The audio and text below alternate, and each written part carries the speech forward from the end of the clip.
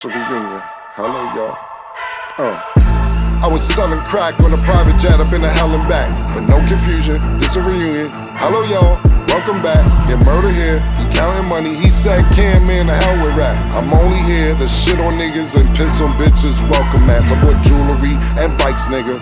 Black Benzes and white Vigors. Now I'm out here and I'm looking for more chandeliers and light fixtures. Nah. I don't like niggas, what's wrong with me? I'm a hype nigga, but this 44 turn to Michael Jordan. I look and say, take flight, nigga. Welcome back to It Is What It Is. This episode is sponsored by Underdog. The app is an easy way to make some cash just by making picks on your favorite players. Underdog is available in more than 30 states, including California, Texas, and New York, just to name a few. Make sure to support the show by hitting the link in the bio and downloading the Underdog app.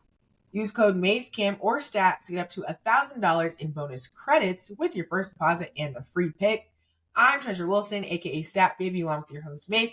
Cam will be back, and today we are joined with our analyst Maurice Clarett. Mo, what's going on? Uconn, baby. Oh my goodness. March Madness, baby. You seen it. March Madness. It gotta be Madness. March Madness, baby. Well, it looked like you in Madison Square Garden. I know I know the walls in the city. I've been everywhere. Yeah, you see. New York. Yeah, I got my I know a couple New Yorkers, right? I know some honorable New Yorkers. So some honorable New Yorkers. I'm wearing a brim to honor my brothers from New York. But I am in the building. I'm a stone's throw away from. You know I never wore that hat, Mo. You know I never wore that hat. Do y'all know that? You never seen Mase in a Yankee hat ever. You know that in a navy blue Yankee hat. Do you notice that? Why? Yeah, why? Why? You've seen the just giving you trivia. Boy hats. We've seen every other team, but we haven't seen the New York. I know. I'm just saying. I've never wore that hat ever. What is it? Is it a what is it? Mets Yankee thing? No, I just thought about it when you had the hat on. That I've never had on a navy blue Yankee hat. So Stat, what's our somebody go everybody. I'm gonna find it. That's crazy. I'm gonna bring it for you. Hey, whoever finds the Yankee hat with Mase on it, please tag me. It's gonna be a Yankee hat that's red, or a Yankee hat that's blue, or a green one, but never the original Yankee hat. Well, I thought this was the honorable New Yorker's hat. Yeah, that's the classic, right? Yeah. They didn't really start wearing that until I wore it in red. Then niggas wanted to wear it. But I'm not gonna start with that. I'm not here for the petty parade. I'm definitely not on petty time. I just thought about it when I saw the hat. Stat, how you doing? I see your mic is glowing. I'm good. This is my you got bright things to say this morning. It's my streamer mic, for the gaming. Here and there. You streaming? You twitching? Actually, I am twitching. Not twitching, but I'm twitching. If you know, you know. Okay. Well, if we don't have to find you a hat, because now I feel like that you said it, you might as well wear it. We're gonna get you a Yankee hat. Right. It's time. I think it's time. But what it's time for, we're gonna start with Villanova and Uconn. That's why Maurice is in such a happy mood. They met for the third time this season, this time in Madison Square Garden for the quarterfinal round of the Big East tournament. Uconn beat Villanova 73-56. So Maurice, you were at the game. Tell us kind of the breakdown, how it went, the vibes, all the above. So first off, wait, before you go to Mo, why do y'all act like Uconn is not my team? Why do y'all just Mo wears the paraphernalia? Y'all make it his team because they flew him out on a couple trips. Now he's the Uconn prodigy. The staff, everybody, they're from New York. They're my people. It's Mo's team. Mo, I ain't hating on you. It sounds like it, but I'm definitely not. It definitely sounds like it. So I just don't like the way Stat is doing this. And for all the fellas watching this is how your girl gets you hating on a nigga. You know what I'm saying? The nigga who haven't done anything to you is just the way she presented it. You know? The way she presented it got me hating on Mo, and I'm not hating on Mo. Yeah. So you What gotta watch that. I'm pretty Oh, sure Girl, that's outside. Mase, you saw. Why are you asking me about Mase? I get it now. yeah. I Okay. understood it. I don't. Now I get it. Go I ahead, don't. Well, Mo. okay. Well, I, Go I ahead. wanted I want to start off by shouting out the Big East, right? So I've never been to the Big East championships. I've always heard about it. And Yeah. I text Nick earlier, and the atmosphere in New York City and outside the garden was phenomenal. All the bands, the fans, the atmosphere, the weather's nice here in New York. So I will say shout out to them. That's one. The second one, shout out to Creighton and DePaul. The reason that the UConn game was started late, and if anybody who's seen this, they had a great game that went into double overtime prior to the UConn game starting. That's why I started so late. And it was a phenomenal game. But to the UConn, it was. I knew it was going to be a great day. I came to the hotel, and the first person I seen when I got to the gym this morning was my man Danny Hurley. And when you have the head coach at the top of the morning going to the gym and getting it in, as if like he has something to prove and he has something on his mind, and he's here to show everybody who UConn is in March. I just knew that it was going to be a great day, but my guys from UConn, they started off slow in the first half. Nobody on their offensive side of the ball could get any rhythm, you know. And the kid for what is it called, Villanova, number 5, I forget his name. He has an African name, and I don't want to chop it up or mess it up, but I remember his number 5. The guy was shooting lights out, phenomenal in the first half. He was like the energy, the catalyst of their team, and he was just dominating UConn for the first half. But it happened in the second half, the turnaround that UConn went on their run, excuse me, and they start playing the typical UConn ball that I've seen in the past and I've seen over the last couple of years that have won them a championship. And they caught momentum. And I keep on saying there's nothing like momentum at this time of the year. You don't have to be good all year. You just have to be good when it Mhm. matters most. And when it matters most is March. And I'm telling you right now, they're the number 3 seed in the Big East. But if they can build on what I just seen in the second half, with my man Alex Caravan, my man Liam McNeely, and the rest of the crew who's out there is going to be a great March for UConn and the Husky fan base. And so that's my take and my synopsis of it. But man, I was excited at the game in Madison Square Garden. Yeah, when I think about this game of Villanova versus UConn, this is one of those things that whenever they kind of meet, the team that wins normally is the dominant team of the division and of the Big East. You know, whenever I could think back times when Villanova won these games, Villanova went on to have a substantial run in the tournament. And I don't want to get ahead of myself, but that's just what I'm thinking. Being a kid that grew up on the East and watching this game for years and watching these two teams meet. Um, I remember some of the greatest UConn teams back when Ray Allen and Alameen and all of them was playing. Mhm. And you all the way up to now, and you think about Villanova all the way back to where Brunson and even before that, just a bunch of people, Kerry Kittles, different people that was playing on these teams, and to see the intensity still being there after so many years. Even when I looked at the list and I saw St. John's at the top, I'm like, man, it's been a long time since I remember them as the Redmen, not just the It's old school. not just the Red Storm. So I expect the UConn to make his bring the story to a head. Pause. I expect the UConn to get this done. I expect the UConn to beat them by as many as they beat them, and I'm really looking forward to them playing Creighton. Creighton is the team I want to see them against. Don't they play them next? They play them tonight. Oh yeah, yeah. They play them. Creighton. That's going to be a really good team. They got similar records at 23 and 9. That should be a really good game. Really good game. Real quick, number 5 on Villanova's team was actually Wuga, and he transferred from Miami to Villanova. Oh, wow.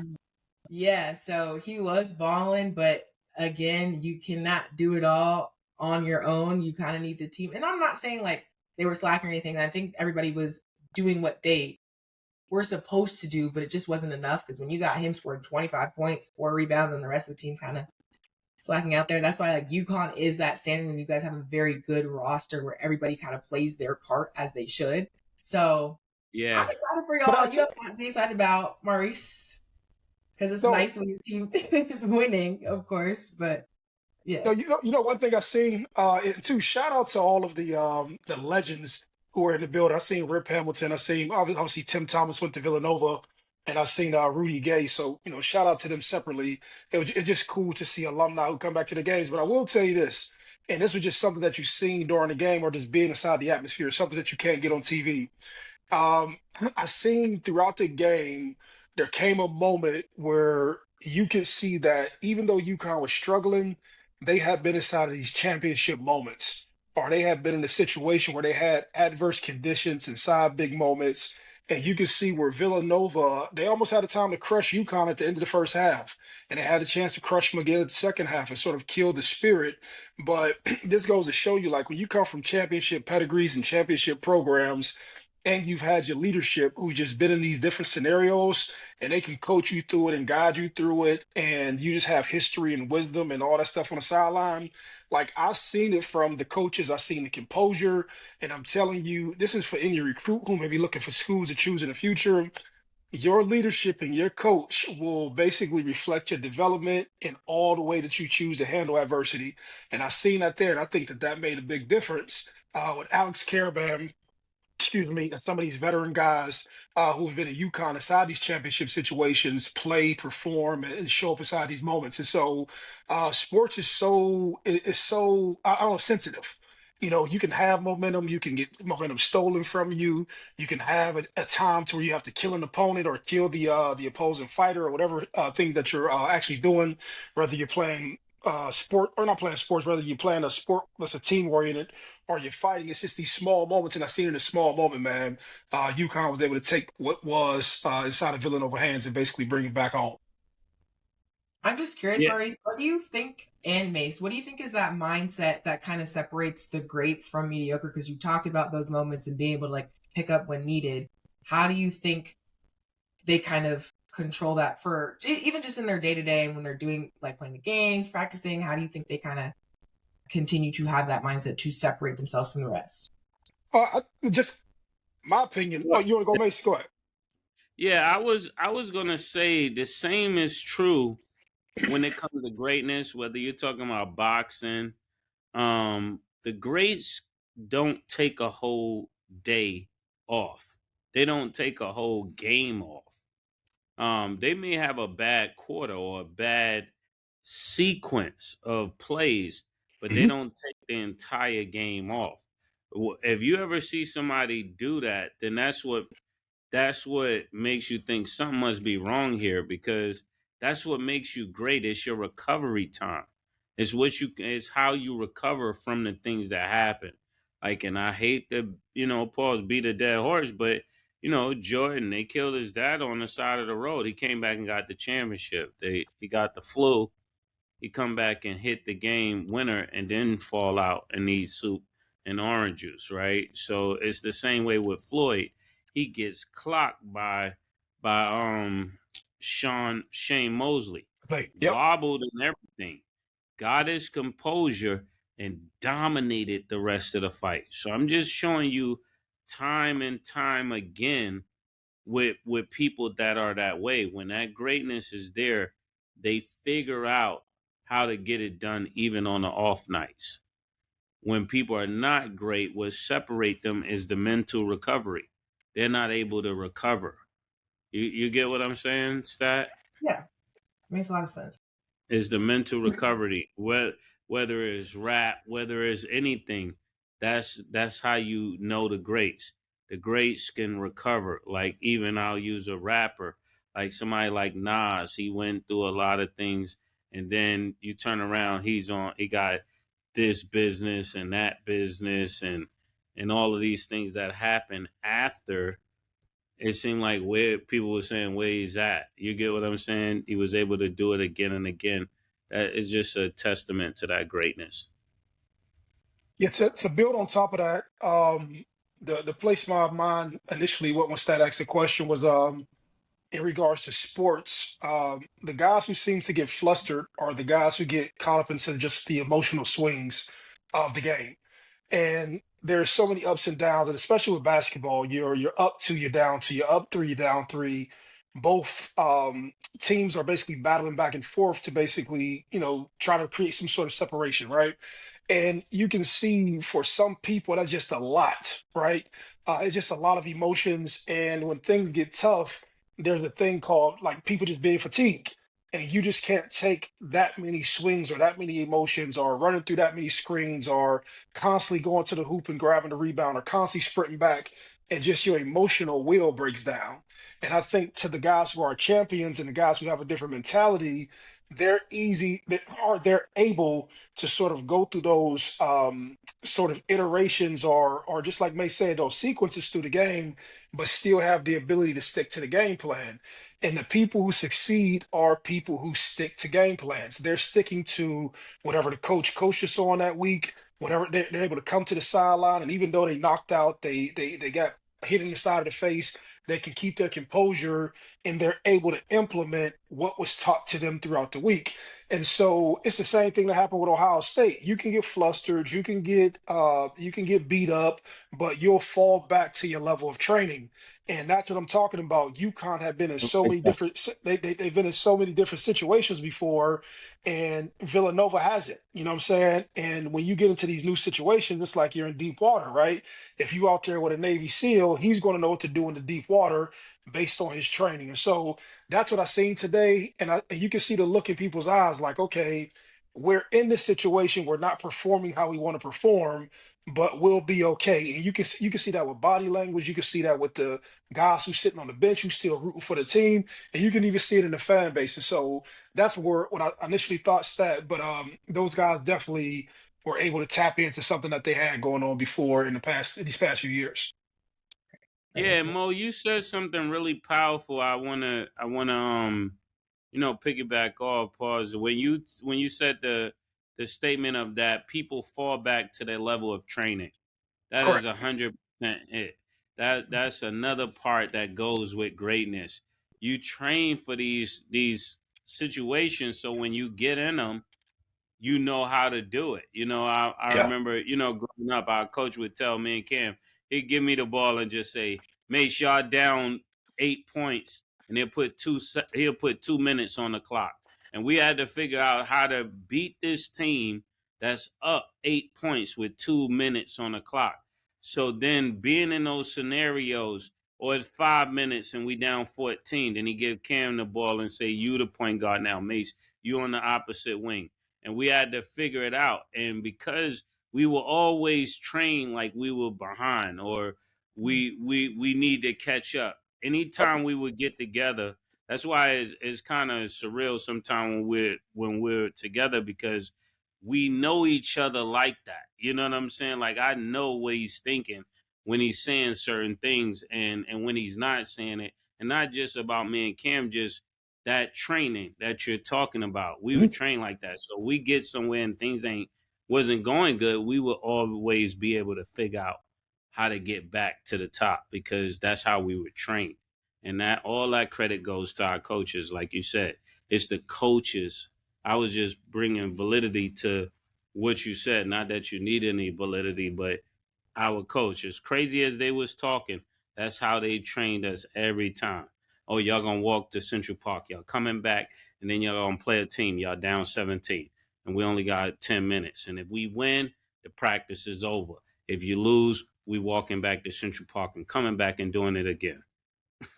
Yeah. In the Central Park is It's where Yeah. Sometimes it's what you need. It's like, look, I'm gonna tie y'all up. So yeah, that's legit, and he would do stuff like that for trials. So it's like you wouldn't have to cut nobody. Everybody cut themselves. Niggas like, yo, I'm not going back to practice. who really wants it? Who really want it? Yeah. No, you don't. That's life. Yeah. Because if you don't, somebody else gonna get it. So hey. Yeah, so that plays into that championship pedigree that he's talking about. It's how you train. Some kids see the training and say, "Man, I'm not doing that," and they want to go to easier schools, but that's why they're not cutting down the nets in March. Great explanation there. So now we're going to continue talking about college basketball. We got Cooper Flagg. He actually exited the game and was helped to the locker room after appearing to injure his left ankle in the first half against Georgia Tech. Maurice, what does Cooper Flagg's injury mean for Duke's chance at a title? Well, he's a significant player in the city, and he plays a pivotal role in all of their success. And I just don't believe that you can do it without him. The irony of today, I was watching the game, and I said, in order for you to win in basketball, not like football, you can have a few mediocre players. You got to have like a great defense. You can have a decent quarterback, and you can still go out there and win a championship. But basketball, it is completely different, right? You need somebody who's a bona fide superstar. You need somebody who can Yeah, take over the game, give you 25 points, and sets the tempo and the tone. And that was UConn's first half struggle. They didn't have nobody who could take those reins and do that. So to answer your question with Duke's chances, I think they diminish a lot. And the reason I say that is because when you've made it this far and the identity of your team is built through a player, it is hard for people who haven't played roles all year, who hasn't made or taken 15, 20, 30 shots. It is hard for those guys to find that role late in the season, especially right now. That goes into the game planning. But I wish him the best of luck. I know he's touted to be the number one pick in the draft, so he has to think about his future in that. So you don't need him rushing back and ruining himself, knowing what his future holds ahead. yeah. I think honestly, when it comes to Cooper Flagg, how you say his name, Cooper Flagg? Cooper Flag, Yeah. yes. Yeah. He can't be taking these kind of risks. If I was his agent or his coach, I would watch this in a very delicate way because it's too much money on the line for him and his future. You need him to win these games, and to Mo, your credit, you said he got to get 25. UConn just had the highest man at 18. Everybody chipping in 11, 12, 10. Another guy had 2 points. So it seemed like they were able to get it done with a committee. You do Mhm. need somebody to score 25, but 25 in college is like a 40 ball pause in the NBA. Yeah, So yeah. it's something to seriously consider. If you're Cooper Flagg's dad, are you putting him back out there, Mo? No, I'm not even playing around with his future. And it was honorable to say years ago, and we always talk about this on the show, but the amount of money that basketball players make in comparison to football players or just most professional sports, aside from baseball, these guys make a gargantuan amount of money, and he's touted as the next thing. I know when he went out there to I know he made a name for himself in high school, and his teammate actually plays for UConn. His old high school teammate is called Liam McNeely. So he plays here at UConn, and I had a chance to ask him about Cooper Flagg, but there's no way that I even consider putting my son back out there. I'm gonna say, hey man, go in the draft, go be a superstar, go get all of your endorsements, and just take yourself out of that environment and get around people who can help you to cultivate, the things that you'll be doing for the next 10, 15, 20 years. So Yeah, so Stat, if he's your boyfriend, you want him to go back out there and play, or you want him to wait into the NBA? as a boyfriend, as a mother, make sure you're good. Because we gotta look at the future, and it's gotta make sense. We're You not did gonna risk enough. that in the now. But also I get it because that competitive spirit in me is like, dang, I really want us to go win a title together. I started here with y'all and I want to go with y'all to the end. I don't want to be injured on the side, but sometimes, literally, like y'all say, you got to keep the main thing the main thing. The main trajectory is quite literally the NBA. We got to keep that focus there as much as you might, want to stay in college, play with your team longer. We got things that we got to do, and that is the league. So at that point, sit yours down. Hey, Make Stat, sure we're recovered. it's called hey, it's Yeah, called Risk management. That's it. That's Yeah. that. Everybody isn't the same. We got to start talking like that. We aren't the same. It's risk Yeah. management based upon what Yeah. you have to lose. That's it. Right. Right there. And if you think about it, I remember a fellow Duke member was injured on this same type of Duke team, Kyrie, when he messed up his toe, and he didn't come back and play pretty much until it was NBA time. He's like, I'm not trying that again. I forgot all about that. Yeah. And Yep. then kind of. Sorry, Mase. I'm gonna let you. You good, Stat? Okay. Kind of to Maurice's point. So I know he's projected to be the number 1 overall pick, and obviously, like with this injury, I know it's pretty frustrating. But do you guys think, just based off of what you've seen, what you heard, he will declare this year, or you think he might wait another year? Because you never really know. And then, in you guys' opinion, do you think it benefits players more to declare the first year, or do you think it makes sense for them to do a year or two? Just in you guys' opinion, what do you think, Maurice first? Cooper Flagg has to go this year. If he got injured in his first year, you definitely don't bring him back and risk him getting injured again. If he gets injured again, then it starts going on a sheet as injury prone or Yep. risk of injury high, and that changes your stock, And it's this other thing that's lingering around that's called one and done still, pause, that you're not that guy if you can't get out of there at 1 year. 1 year. I don't Yeah. believe it, but there's a lot of people going with that. It's like the zero record in boxing right now. Everybody just want their record to stay old. And we'll be having Lamont Roach and Senior and Lamont Roach Jr. on It Is What It Is come Tuesday morning. They're gonna fly up and join us. But this whole facade about people just with that one and done, they gotta cut that out. But most people think that because there's been phenomenal talent that came as juniors, that came as sophomores and seniors. So you're not that much better just because you leave after 1 year. You may make more money because you have more years to be in NBA, just like, I'm not going to say his name. Y'all know what I'm talking about. Mo, it's on you, sir. Yeah, no, I was just gonna build up to what you or build on top of what you were discussing, and I didn't know just like a lot of listeners may not know. I got into UConn basketball 5 years ago, 5 or 6 years ago, right? Yeah. And I never knew that one and done like permeated basketball that much, right? I went there and you would hear guys talk, the younger guys talk about, hey man, if I don't get out of here this year, as if like it was like a release date or something. You know what I'm saying?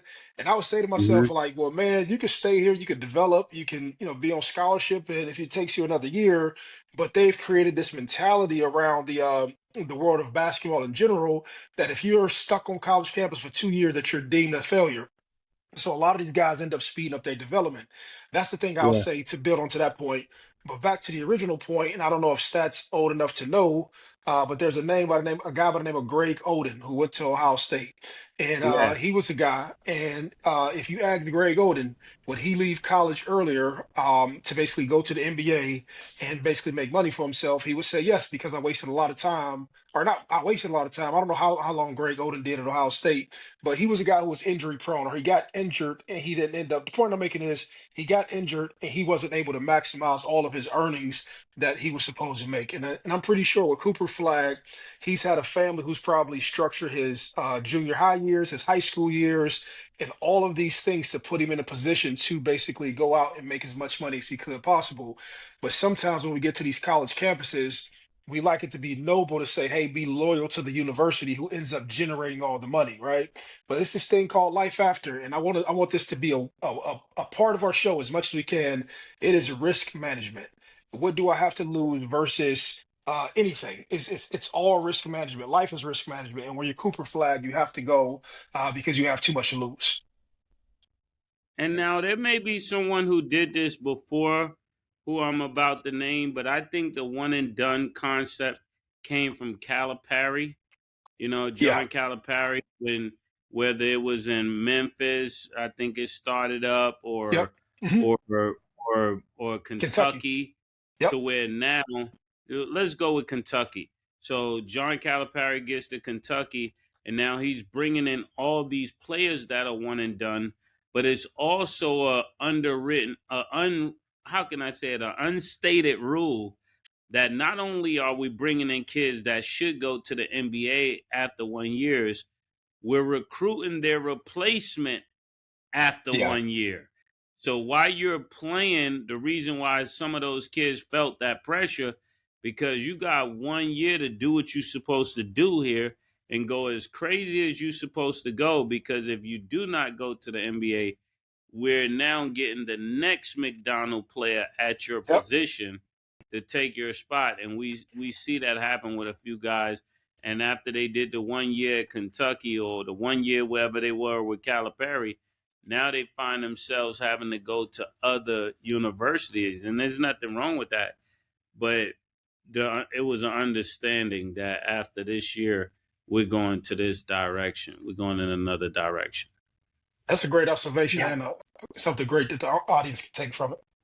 Yeah, Yeah, for because sure. now you see where that pressure came from. Now, I don't know how it got to other universities, but maybe now that's the new understanding. They're not saying this, but you know, the next year, if the top number one pick when it comes to Duke, we got to put them on the floor.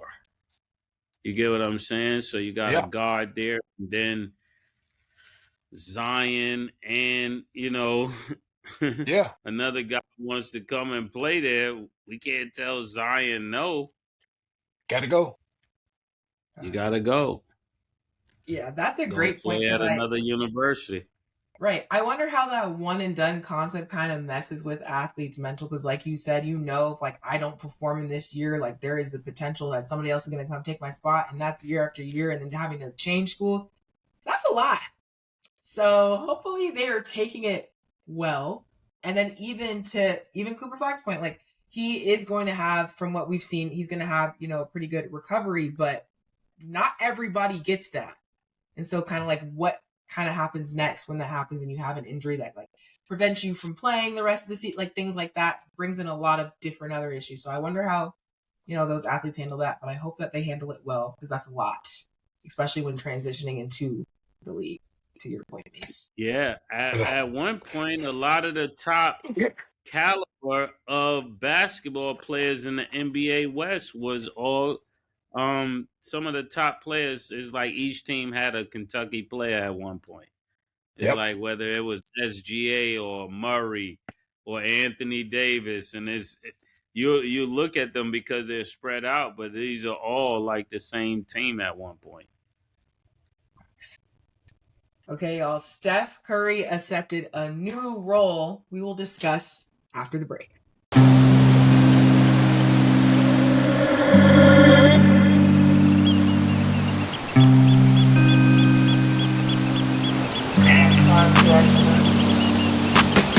She called this thing about toxic. 4 years and counting. Got you feeling like an option. Maybe I'm my own problem, babe. She tired of hearing I don't know. What's stubborn in me won't fall. Dealing with this thing called trust. But she really thinking about it. She wanna be free. Why am I here? This woman wanna be free. Hell, I don't wanna see her walk away. I wish somebody told me the rules. Disagreements let her win, then it's cool. Even when I'm right, this ain't about you. Welcome back. So Steph has accepted a role as assistant GM of basketball at his alma mater, Davidson College. He is now the first ever active player in a U.S. Majors Pro Sports League to take an NCAA administrative job. Maurice, yes, he's doing two things at once. Do you think that this means anything for his career? And then what do you think about him accepting this new role? Yeah, I looked at this in with two sort of lenses. One, I think is him getting reps at wanting to one day become a general manager or someday run and own a team. Steph Curry is out there in Silicon Valley. And I'm pretty sure throughout this time he's made a bunch of money, but he's also connected with a bunch of owners and a bunch of businessmen there in Silicon Valley. And I think he's done well for himself. And I think that this is part of just the next phase of his life. I also think that Davidson sees everything as going over in the college landscape, and they want his profile next to their university. Even though he's played there, it is another thing to recruit players and to know that you have Steph Curry actively in the building, or he sometimes comes back and comes to game where he's just visible. It helps to raise the profile of the university. And Lord knows, this is what guys don't understand. Davidson, I'm pretty sure that there's a ton of business that goes on around Davidson, be it with real estate, be it with different contracts, and I'm pretty sure that he's not coming back just for that. That there's some, it's a multi-layered opportunity for him, be it with ownership and also be it with business back in school. And so I just think this is him sort of like taking his steps and getting his reps. And shout outs to him and just shout out to where sports is going. Mace can tell you 15, 20 years ago, you weren't talking about guys doing this. Guys couldn't even think to even like orient their brain around doing stuff like this. But it's just a testament to where sports is going. And whoever started that more than athlete moment or movement, this is part of it. Guys are more than athletes and they taking steps to do or show themselves in that light. Yeah, because there was a time you couldn't do that. You're absolutely right. You couldn't do it in sports and you couldn't do it in music. People always say, "Why are you trying to do this if you're this?" It's like their minds only could fathom you doing one thing. So I remember people used to say, "How you gonna be this and this?" It's like, bro, because I can. I mean, it's like the same way you could be a doctor and still be a husband. I mean, you got the capacity. You're able to do it. Your brain goes further than it's one thing that people see. And is pause. That it's just crazy how much we have evolved. And just to see somebody like you, Stat, you just walk into it and you just think this is the way it's always been. It's like before you have to explain to people why you're doing more than the main thing. Now, this doesn't go with Paul George. We're gonna get to that. This We're gonna doesn't give Paul George an out. That's my guy, but it doesn't give him an out. You know, but somebody like Stephen Curry, exactly. One day he'll be a GM. He got GM Paul's written all over his career that he understands what it takes to win, and he's likable. To be a Very. GM, you also got to be likable because when you need trades to happen and it goes, that's why he's working on his golf game now. All of that is a part of being a GM and getting deals done. The deals get done on the golf course, not the basketball court. That part. They get done on the golf court. So for all you guys out there that need more business, work on your golf game. Facts. That's where you're going to get a lot of deals done. Facts. Hidden gem to know. Okay, so we are going to get into Paul George. So he's consulting with his doctors about his injuries. He could potentially have surgery if he decides to undergo it. After consulting with them this week about his knee and groin, and if he proceeds, he could potentially be out for this season. So, Maurice, what do you think? I don't like this. I don't like this. I don't like this. Paul George is my guy. I don't like this. You know, I want to see Paul flourish. I want to see Paul do well. I want to see Paul win a championship. I want to see him cut the net down. I want to see him with the trophy, with his hat all stupid, with champagne, all of that. Yeah, but it just seems like, I don't know, it's like a witch or something. Like somebody's working against Paul because every time he gets right there, he gets hurt or something happens. It got Podcast P written all over it. It's coming back to the podcast. As much as we don't want to look at it, he's coming back to the podcast. And when he comes to the podcast, I'm calling up. I see the plate. Podcast P, hit me up. I'm gonna be on the podcast. I mean, Let me ask you. I got ask you different. That's my guy. Is there anything you would say to him right now, though? Like, if he was like, "Yo, Mase, like, bro, like, It's been a long season. Like, what you telling him? What's your advice to him? Because it's not like he wants to be hurt. He doesn't want to be hurt. It's just unfortunate situations. What would you tell him?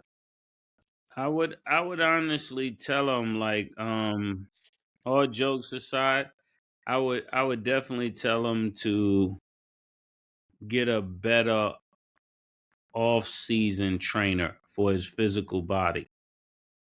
I don't think people get hurt that are prepared for the drooling season. I think people underestimate putting in that time and that ethic towards their bodies, because sometimes you play so much that your body has a high metabolism that you stay kind of lean. But we know when somebody come back to the gym, like they put on 10 pounds of muscle or they did something to alter their body that lets you know they're here for a different purpose this season, right? Is Mhm. that true, Mo? Yeah, And when you 100%. see that, yeah, you know this person plans on taking it up. So I think the thing with Paul, I would tell him, is to really invest in your body, like LeBron invests in his. That's because if you're talented and I'm talented, and then you get stronger, even though our talent keep coming up together, I'm gonna be past you just because my body is more conditioned and stronger. And I think that's what happens to Paul George. If he puts that seriousness into his body, then pause. He could be one of those elite players for a very long time because he have all the skill sets. It just his vehicle is not allowing him to make it to the finish line. So he gotta fix the vehicle, and the Yeah. vehicle happen to be his body. And before he do that, he probably gotta fix the way he thinking, because he's probably thinking about it wrong. So that's where it starts. I'm gonna agree with you. Since I've been a kid, they say weight training is injury prevention. Yeah. Performance and to enhance your performance and to keep you from being injured. And there are certain things that you can't basically stop. But most people who take care of themselves spend time taking care of themselves. And I'm not saying he doesn't do it, but if you're getting injured, then you need to do it a bit more to stop you from getting these nagging injuries. I'll say that. That's to add on to that point. The second part is that when you ask a question, I asked, is he just going to check out just because of Joel Embiid's situation? If you're already up here with all these nagging injuries, and then you don't have all of the pieces that you basically came to Philly to play with, would you go out here and continuously press and push on yourself, knowing that all of your time wasn't put into preparation? And this isn't to be assuming or guessing or talking crazy. It takes a lot of time to produce shows. It takes a lot of time to line up guests and sit down and talk and all that other shit, right? And then you have to ask yourself, it's risk management. It backs to how do you spend your time? Should I be spending that time resting, being by myself, getting stretched out, and all of that stuff? Pause. All that stuff that it takes for you to basically become. Yeah, yeah. So, should I be taking that time to do all of that stuff to prepare for the season? As soon as I heard myself say, Should you be spending time getting stretched out? "Yeah, that's Like, crazy." that was Crazy. crazy. That was really crazy. But Yeah, go but ahead. yeah, you know what I'm saying. The point that I was making was the same time you put into the production of the podcast, you know, um, put into the preparation of your body, man, so it holds up to get you out there this season. And you and have to this is what I'll say. It comes down to what do you want and what do you want out of your career. And that's it. Everybody can't do everything. Everybody can do podcasting, but should they? If you're getting injured, and it's getting back to keeping the main thing. If you're trying to do everything and everything isn't working. So Okay. are you saying that the podcast is the reason he got hurt? No, I was making a different point, right?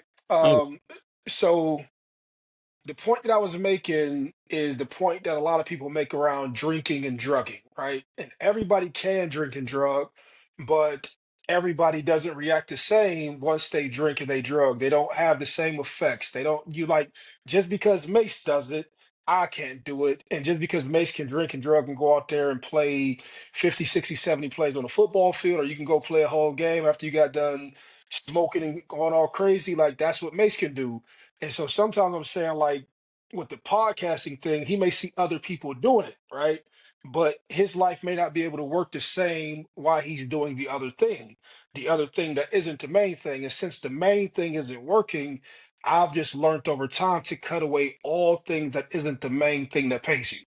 Because if you Mm, start to feed into all the I other like stuff that. that, I like, I and like that. so, That's definitely something that is valid, and I learned that along the way to success. You got to keep the main thing, and you got to be willing to relinquish things that don't help you to do well at the main thing. And it just seems like people don't want to do that. They would rather diminish the thing that's actually producing for them Mhm. to have a shot at the thing that they're not even supposed to be doing, because they see yes, their brand grow bigger if they do these other things, but it's taken away from the thing that got you here. You yes, you get what I'm saying? So yeah, it's weird. It's called greed. Is That's actually what it is. It's greed, because you're actually willing to throw away what you have to get the opportunity of something you're wishing for. But the thing you're wishing for is not even the thing you're supposed to be doing. It's hence the weird. reason it's not, hence the reason it's not working out. Yeah. Yeah. I, And a I lot of totally, people are doing that presently in that place right now. They have something, and people do it with relationships. They'll have somebody that's really good, but they're working on the person that's not good. And they're going to lose the person that's good trying to have fun with the person that's not even that good. I mean, I totally agree, but I do want to get a different perspective. Just because, say I'm Paul Yeah. George, right? Give it. It ain't my fault that I got hurt. I understand training in the off season. I understand weight training, all the other things. I get hurt. I literally can't play right now. I can't take an hour to just go on my podcast and say some things that I gotta get off my chest. Like, y'all ain't finna tune in. No, Yeah, Oh, we're so going you know, go to ahead. tune in, but we're not going to pay your bills when you lose the NBA contract. The thing about money is, while money is flowing, everybody think you're a great businessman.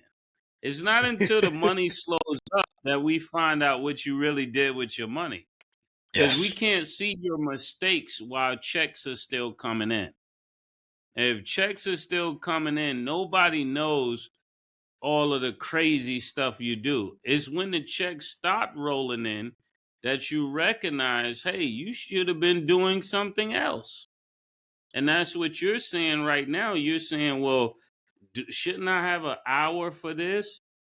It's like, yeah, you should have an hour for that, but the same hour you're putting into running your mouth, you can make sure your knees work, you can make sure your leg work, here goes and that.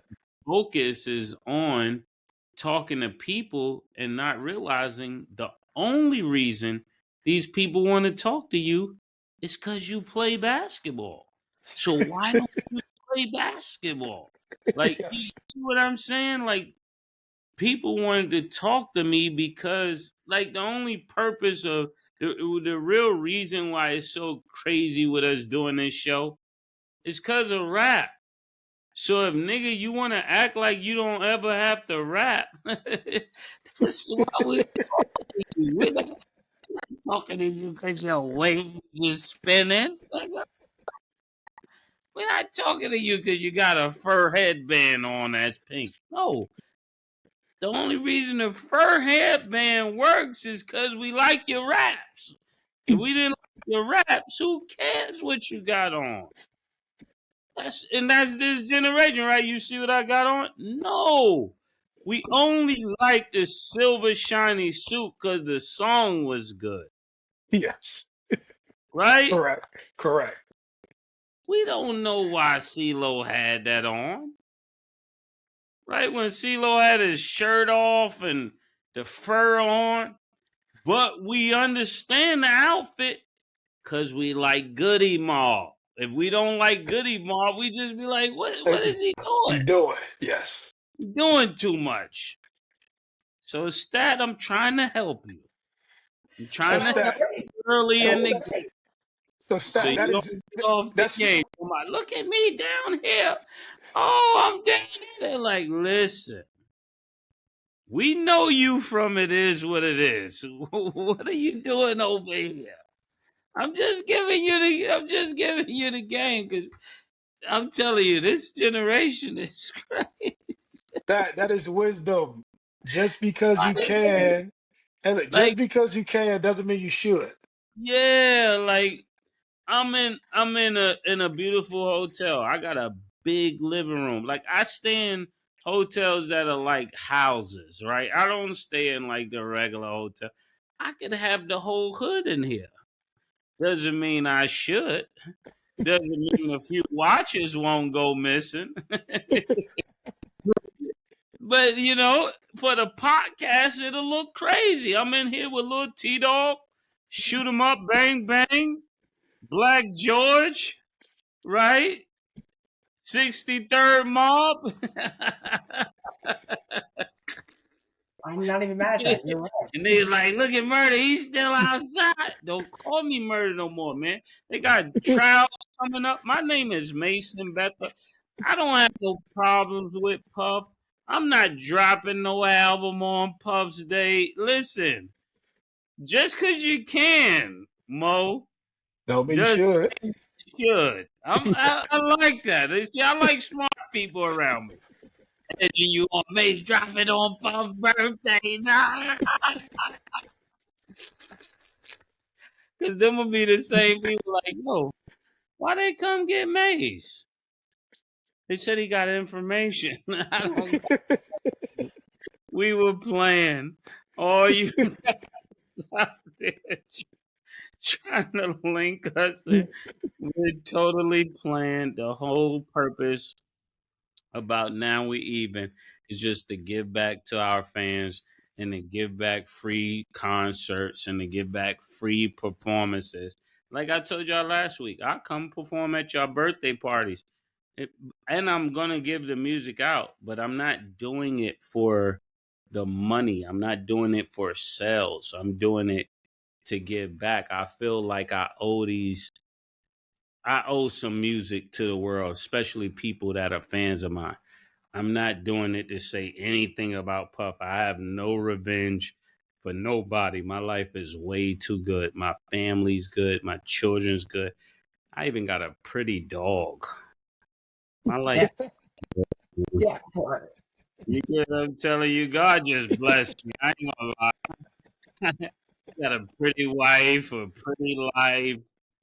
Just because you can doesn't mean you should. Exactly. That's what we're saying. I'm learning. Just because you can don't mean Don't you mean you should. Vibing. As far as these Sixers, we were talking about Paul George, and we're gonna see what happens with him. But tonight, the Pacers will play the Sixers. Underdog has Tyrese Halliburton at 18.5 points. Higher, lower, Mase. Wait, Stat. Before we go from there, we gotta check her temperature, Mo. Just cause you can now, Stat, will you still do it? No. All right, now let's go. Rational decisions. Yeah. But yes, Tyrese Halliburton, 18.5 points. Do you have him higher or lower, Mase, versus the Sixers? 21 points? 18.5 points versus the Sixers. He got to get higher than 18 to even have a chance at winning. I'm going higher. Okay. Pascal Siakam's at 30.5 points, rebounds, and assists combined. Do you have him higher or lower, Mase?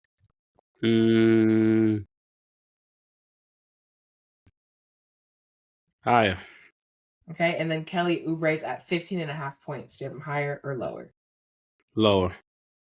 Okay, make sure y'all download the Underdog app and you can make your picks too. Last question before we wrap.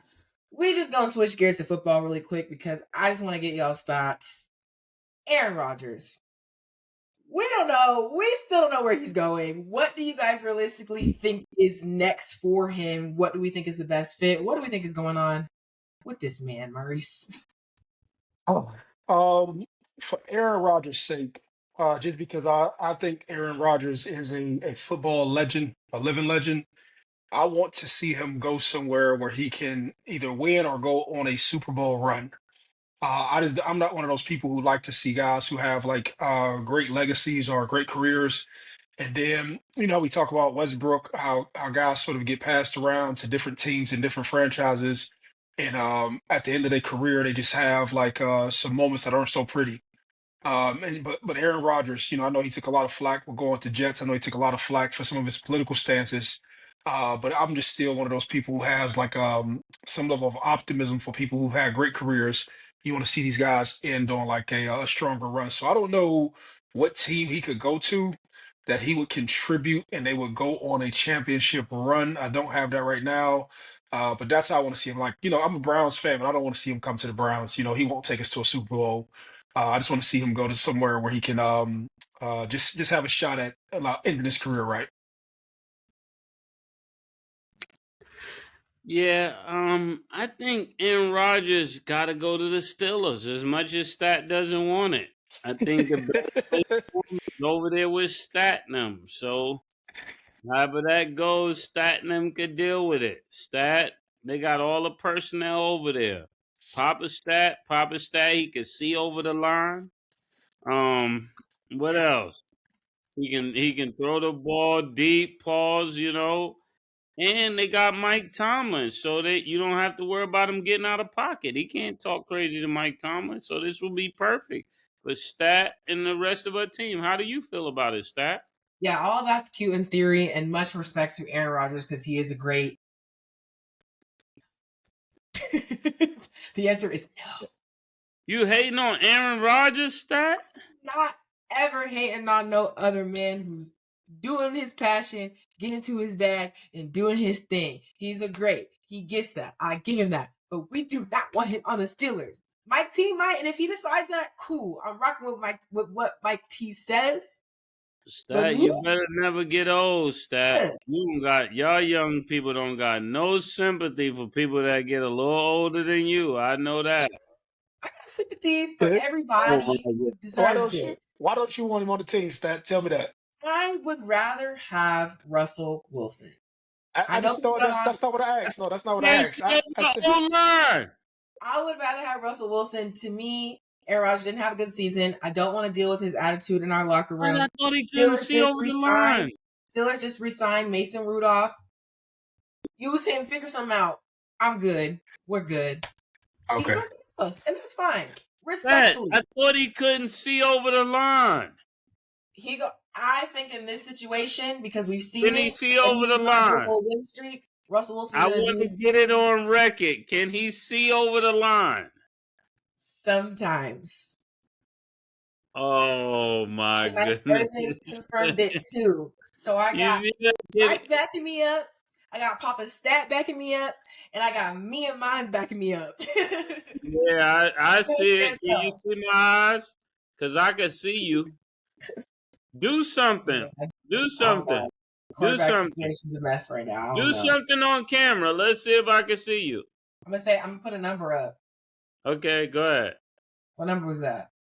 You put your hand up and down too fast. Exactly. You're supposed to gotta be quicker than that. What's the number? Your camera is on messing up. You know what I'm gonna say? Just because I can doesn't mean I should. So on that note, that's all the time we have for today, y'all. Thank y'all for watching. As always,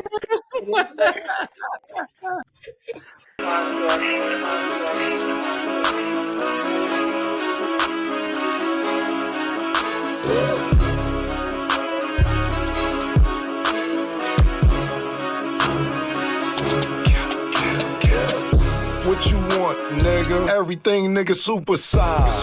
Two Big Macs, like when they doing them 2 for $5.